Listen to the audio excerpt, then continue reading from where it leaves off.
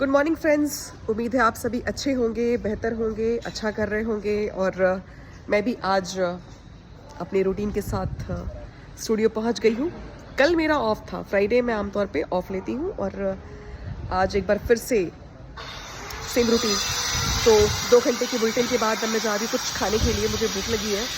और आज का दिन बड़ा इम्पॉर्टेंट है। आज इम्पॉर्टेंट इस लिहाज से भी है कि जो युद्ध को लेके खबरें हैं वो तो है ही। इस बीच हरियाणा में आज जो वोटिंग चल रही है, 90 सीटों पर सुबह से वोटिंग चल रही है। और इस बार दिग्गजों की किस्मत भी दांव पर लगी हुई है, क्योंकि बहुत सारे यहाँ पे जो दिग्गज हैं वो चुनावी मैदान में। प्रियंका, तुम तो हरियाणा चुनाव को लेकर के 1-2 बार गई भी हो हरियाणा में। हरियाणा मैंने कवर नहीं किया, नहीं किया। आज सुबह से तो स्टूडियो में हूँ। स्टूडियो में हो? हाँ। तो हरियाणा इस बार जो अच्छा, है दुष्यंत चौटाला का इंटरव्यू किया था। यस, इसीलिए मुझे याद था। हाँ। तो इस बार हरियाणा में तुम्हें लग क्या रहा है? क्योंकि बहुत सारे जो 80% लोग हैं वो ये मानकर चल रहे हैं कि इस बार बीजेपी जो है वहां पर थोड़ी सी बैकफुट पर है और चुनौती है वहां पर। लेकिन इस बार तुम्हारा आकलन क्या कहता है हरियाणा के जो पॉलिटिकल सिनेरियो है अब तक का, उसको देखकर?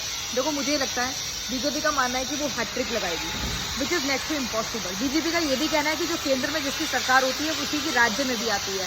मुझे लगता है कि इस बार वो एप्लीकेबल नहीं होगा। तीसरा, दुष्यंत चौटाला ने जो पिछली बार किंग मेकर की भूमिका निभाई थी, इस बार वो बीजेपी से पूरा किनारा कर चुके हैं, क्योंकि लोकसभा में उन्हें नुकसान हुआ, वहां पर उनका खाता भी नहीं खुल पाया। इसके अलावा जब वो सरकार में थे बीजेपी के साथ, तब उनकी काफी ज्यादा नाराजगी रही। तो उनका कहना, अब वो कांग्रेस के साथ जा सकते हैं। कांग्रेस में क्योंकि एंटी इनकम्बेंसी मुझे लगता है कि जो किसानों का जो आंदोलन था उसने बहुत हद तक डैमेज किया। लोकसभा में भी तो डैमेज किया ना उसने, वही एक मुद्दा रहा। और चौटाला की नाराजगी की वजह भी यही है कि जो किसान है वहाँ की वो से अलग हो रहे हैं धीरे-धीरे। उन्होंने कहा था कि इनकी मांगों को सुनो। इसके अलावा कुछ पेंशन, ओल्ड पेंशन स्कीम की बात उन्होंने करी थी, तो ये सब बीजेपी ने नहीं मानी थी। इसको लेकर वो किनारा कर बैठे थे। हालांकि उनको उम्मीद है कि इस बार जो उनका वोट बैंक है वो बंधा रहेगा। वो देखना होगा कि किंग मेकर की भूमिका में वो आते हैं नहीं आते हैं। लेकिन हाँ, कांग्रेस की इस बार मजबूत वहां पर समीकरण बन रहे हैं। आम आदमी पार्टी के लिए मुश्किल है। लेकिन यहाँ देखो, 2 चीजें मुझे दिखाई दे रही है। पहला तो कि हम शुरुआत में कैलकुलेट कर रहे थे कि इस बार त्रिकोणीय मुकाबला है, तो 4 मुकाबला है, लेकिन इस बार आम आदमी पार्टी भी किनारे हट गई लास्ट आते आते। अब जो मुकाबला सीधे वो सिर्फ बीजेपी और कांग्रेस के बीच में है। बिल्कुल, एक फैक्टर तो ये हुआ। दूसरा ये है कि इस बार इम्पोर्टेंट है कि बीजेपी ने वहाँ पे ताबड़तोड़ रैलियां की है, कांग्रेस ने, राहुल गांधी ने वहां पे बहुत कम रैलियां की हैं। तो ये इसके पीछे की वजह क्या समझे कि राहुल गांधी इस बार सोच रहे हैं कि नहीं कंफर्ट जोन है, जरूरत है ही नहीं प्रचार करने की, या बीजेपी को लगा कि नहीं वहां ज्यादा जरूरत है प्रचार करने की, इसलिए पास आ रहा है।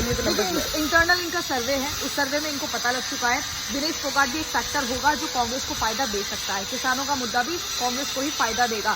बहुत सारी ऐसी चीजें जहाँ पर हरियाणा में नाराजगी है बीजेपी को लेकर, सीधे तौर पर नाराजगी। और जिन्होंने मुख्यमंत्री का चेहरा बदला, तो जो इंटरनल टसल है वो भी इनको कहीं ना कहीं। अभी अनिल विज भी सुबह बोल रहे थे, अनिल विज भी सुबह बोल रहे थे, गृह मंत्री, सभी को मुख्यमंत्री। यस, और वो कहते कि अगर नायब सिंह सैनी बन सकते हैं तो मैं क्यों नहीं। अब वो, और यही सवाल सबके मन में है, सबके मन में वहां पे चल रहा है मुख्य बीजेपी के सीएम फेसेस को लेकर के।